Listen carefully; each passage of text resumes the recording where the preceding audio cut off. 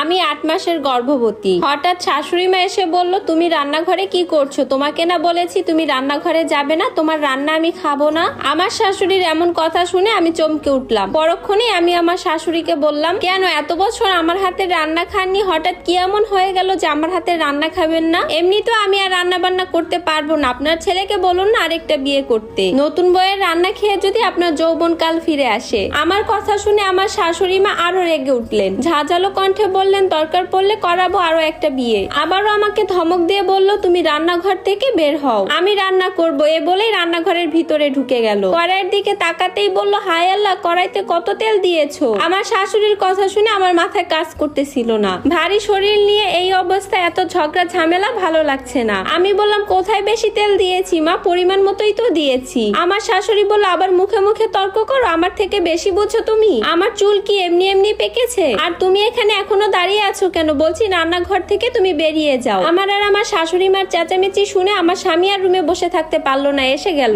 আমার স্বামী এসেই বলল, মা এই অবস্থায় তুমি ওর সাথে চেঁচামেচি করছো কেন? কি করেছে ও? আমার শাশুড়ি কিছু বলার আগেই আমি বললাম, তোমার মায়ের এখন নতুন মানুষ দরকার, আমার রান্না এখন আর ওনার ভালো লাগে না, পারলে আরেকটা বিয়ে করে নতুন কাউকে এনে দাও, তোমারও শান্তি আমারও শান্তি। এই কথাগুলো বলে আমি আমার রুমে চলে গেলাম। আমার পিছনে পিছনে আমার স্বামীও চলে আসলো। আমার রুমে গিয়ে সত্যি অনেক অস্থির লাগছে, মন মেজাজ সবকিছুই খিটখিট লাগছে, শরীর ক্লান্ত লাগছে আমার খুব। ভেবেছিলাম রান্না শেষ করে একটু বিশ্রাম নিব, কিন্তু তার আগেই শাশুড়ির এমন আচরণে মনটা খারাপ হয়ে গেল। কিছুক্ষণ পর আমার স্বামী তার মায়ের রুমে গিয়ে অসহায় দৃষ্টিতে তাকিয়ে বলল, আমার স্বামী আমার শাশুড়িকে বলল, মা তুমি কেন এমন করো ওর সাথে? তুমি তো জানোই ও একটু কষ্ট বেশি পায়, আর এই অবস্থায় যদি ওর শরীর খারাপ হয় তাহলে তো বাচ্চার জন্যই ক্ষতি হবে। হ্যাঁ, এই অবস্থায় আমি কিছু বললেই দোষ, আর তোর বউ যে এই অবস্থায় রান্নাঘরে গিয়ে রান্না করছে। আমার শাশুড়ির কথা শুনে আমার স্বামী কাপা কাপা কণ্ঠে বলল, এসব কি বলছো মা? দেখেছিস মেয়েটার কি অবস্থা? ভারী শরীর নিয়ে চোখে মুখের কি অবস্থা হয়ে গেছে, নিজেই তো হাঁটতে পারে না ঠিক মতন, তার উপর আবার রান্নাঘরে গিয়েছে রান্না করতে।